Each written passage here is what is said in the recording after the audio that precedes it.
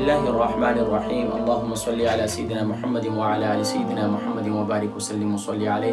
برادرین کرام، الحمدللہ ثم الحمدللہ، اللہ تبارک و تعالیٰ کے فضل و کرم اس کی عنایت سے آج 11واں روزہ ہے، اور 11ویں روزے کے کیا خاص اعمال اور وظائف ہیں ناظرین کرام۔ یقیناً دوسرا عشرہ شروع ہو چکا ہے، اور دوسرا عشرہ آقا علیہ الصلوۃ والسلام نے ارشاد فرمایا وَأَوْسَطُهُ مَغْفِرَةٌ، یعنی دوسرا عشرہ سبحان اللہ مغفرت کا عشرہ ہے، معافی کا عشرہ ہے۔ یعنی کہ گویا کہ اگر یہ کہا جائے کہ یہ معافی کے 10 دن ہیں، اللہ کی طرف سے 10 دن دیے جا رہے ہیں کہ یہ 10 دن کی تمہیں مہلت ہے، ان 10 دنوں میں تم معافی مانگ لو، تمہیں معاف کر دیا جائے گا۔ سبحان اللہ ناظرین کرام، اس سے پہلے شب برات آئی، شب معراج آئی، یہ راتیں آئیں تو ایک ایک رات ہوتی تھی۔ فرمایا کہ یہ 10 راتیں تمہیں معافی کی راتیں دیتی، اس راتوں میں معافی مانگو اللہ کی بارگاہ سے۔ تو ناظرین کرام، اس کے خاص اعمال کی طرف جانے سے پہلے میں ناظرین کرام آج ایک حدیث مبارکہ کہ پیارے کریم آقا علیہ الصلوۃ والسلام نے ارشاد فرمایا، اس کا تعلق ناظرین کرام طب نبوی سے ہے کہ پیارے کریم آقا علیہ الصلوۃ والسلام نے ارشاد فرمایا کہ جسے بخار آ جائے وہ 3 دن غسل کے وقت یہ دعا پڑھے تو اس سے شفا حاصل ہو جائے گی۔ فرمایا کہ بسم اللہ اللہم انما اغتسلت رجاء شفائک وتصدیق نبیک بمحمد صلی اللہ علیہ وسلم، اے اللہ میں نے تیرے نام سے غسل کیا شفا کی امید کرتے ہوئے اور تیرے نبی کی تصدیق کرتے ہوئے۔ یعنی کہ اگر آپ کو نہیں آتی یہ دعا تو آپ یہ بھی کہہ سکتے ہیں کہ یا اللہ کہ میں نے تیرے نام سے غسل کیا، میں نے تیری رضا کی خاطر غسل کیا تاکہ تو پاکیزگی کو پسند کرتا ہے، تو تیری رضا کی خاطر میں نے غسل کیا، اور شفا کی امید اس لیے کرتے ہوئے کہ تیرے نبی کا یہ فرمان ہے۔ تو اس طریقے سے یعنی فرمایا جب تمہیں بخار آ جائے تو 3 مرتبہ اس طرح غسل کرتے وقت غسل کرنے کے بعد یہ دعا پڑھ لے، اللہ تبارک و تعالیٰ کی بارگاہ سے شفا حاصل ہو جائے گی۔ تو ناظرین کرام، دوسرے عشرے کا جو خاص وظیفہ ہے وہ آپ جانتے ہیں کہ الحمدللہ وہ میں نے ذکر بھی کیا تھا، لیکن پھر ذکر کر دیتا ہوں۔ دوسرے عشرے کا خاص وظیفہ ہے استغفر اللہ۔ آقا علیہ الصلوۃ والسلام نے ارشاد فرمایا من اکثر الاستغفار جعل اللہ له من كل هم وفرج ومن كل ضيق مخرجا وارزقه من حيث لا يحتسب۔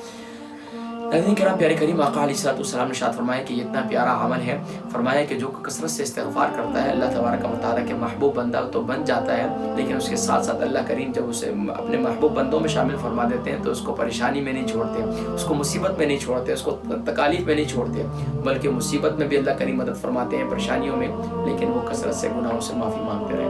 ناظرین کرام، ایک تو یہ استغفر اللہ ربی من کل ذنب واتوب الیہ، استغفار کی کلمات استغفر اللہ الذی لا الہ الا هو الحی القیوم یا استغفر اللہ۔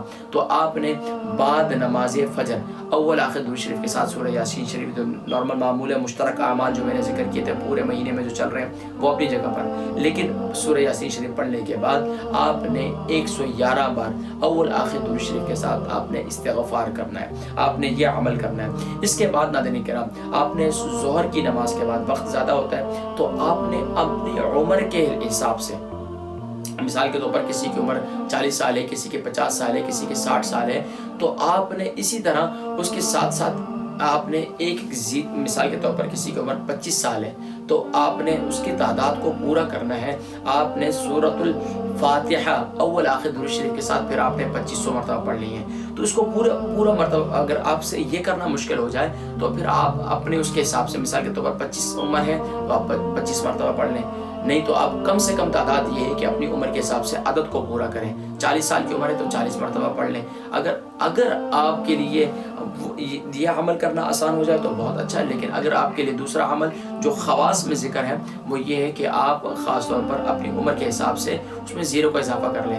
40 یعنی کہ 40 سال عمر ہے تو 1 0 کا اور اضافہ کریں گے تو 400 ہو جائے گا، 25 عمر ہے تو 1 0 کا اضافہ کریں گے تو 250 ہو جائے گا، تو اسی طریقے سے 1 0 کا اضافہ کر لیں تو آپ یہ دیکھتے رہیے۔ تو ناظرین کرام، حساب کر لیجئے اور یہ عمل کریں، یہ عمل بہت خاص ہے، اس سے انشاءاللہ اللہ تبارک و تعالیٰ سورۃ الفاتحہ کی برکات اور آپ کی زندگی میں اس کی بے شمار برکات ہے۔ سورۃ الفاتحہ کو اللہ کے نبی صلی اللہ علیہ وسلم نے الشفا کہا ہے، جسم کی تمام بیماریاں دور ہو جائیں گی، اور اس سے بے شمار اس کا نام سورہ شفا ہے، سورہ نجات ہے، کیا بتاؤں ناظرین کرام، 25 سے اوپر نام اس کا ذکر کیے۔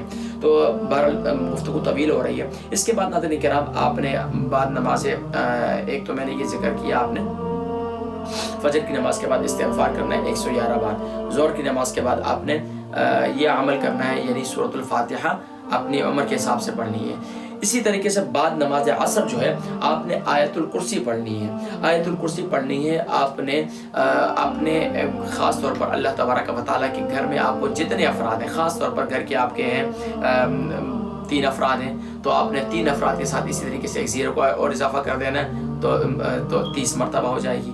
اور اگر اس میں 2 0 کا اضافہ کریں تو 300 کا ہو جائے گی. تو اس طریقے سے پڑھیں گے اللہ کریم حفاظت فرمائیں گے آپ کی، آپ کے گھر والوں کی، آپ کے کاروبار کی، سب چیزوں کی حفاظت فرمائیں گے.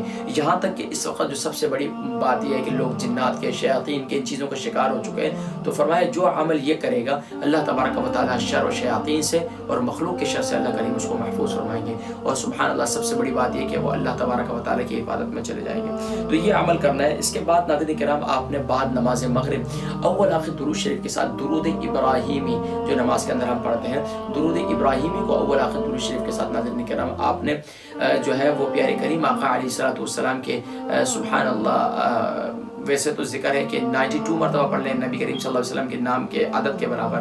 اگر وہ نہیں تو کم سے کم آپ جو ہے خاص طور پر آپ 100 مرتبہ پڑھ لیں. تو یہ درود ابراہیمی پڑھیں گے بہت. اللہم صلی علی محمد وعلی آل محمد کما صلیت علی ابراہیم وعلی آل ابراہیم انک حمید مجید. یہ بہت برکات نصیب ہوتی ہیں. عشاء کی نماز کے بعد ناظرین کرام آپ نے پھر تیسرا کلمہ پڑھنا ہے. تیسرا کلمہ آپ نے کتنی مرتبہ پڑھنا ہے؟ تیسرا کلمہ صرف آپ نے ایک تسبیح پڑھنی ہے، سبحان اللہ والحمد للہ ولا الہ الا اللہ واللہ اکبر، اور آخر میں ولا حول ولا قوت الا باللہ. حضرات کرام یہ 11ویں روزے کے خاص اعمال اور وظائف ہیں. انشاءاللہ 12ویں روزے کے کیا خاص اعمال اور وظائف ہیں انشاءاللہ ان کا تذکرہ انشاءاللہ میں اگلی نشست میں کروں گا، اور کل پھر ملاقات ہوگی. میں اپنی ذمہ داری ادا کر رہا ہوں، آپ اپنی ذمہ داری ادا کیجیے. انشاءاللہ یہ میرا وعدہ تھا آپ سے کہ یہ دوسرا یعنی کہ 2020 کا جو رمضان مبارک ہے یہ آپ کا یادگار رمضان میں بناؤں گا. تو اب الحمدللہ دوسرا عشرہ شروع ہو چکا ہے. پہلے عشرہ میں یقیناً آپ نے بہت سے خاص اعمال کیے ہیں اور آپ کو اعمال سے جوڑا ہے. ناظرین کرام انشاءاللہ یہ اللہ والے جو اللہ والے بنے یہ کیسے بنے؟ یہ اعمال کی طاقت سے بنے، اور اس کے ساتھ ساتھ اپنے حقوق العباد کی ادائیگی بھی کرتے رہیں. گھر میں بیوی بچے ہیں، شوہر ہیں، ایک دوسرے کے حقوق ادا کرتے رہیے. اللہ کریم ہم سب کے اعمال کو اپنی بارگاہ میں قبول و منظور فرمائے. اپنی دعاؤں میں یاد رکھیے گا. السلام علیکم ورحمۃ اللہ وبرکاتہ.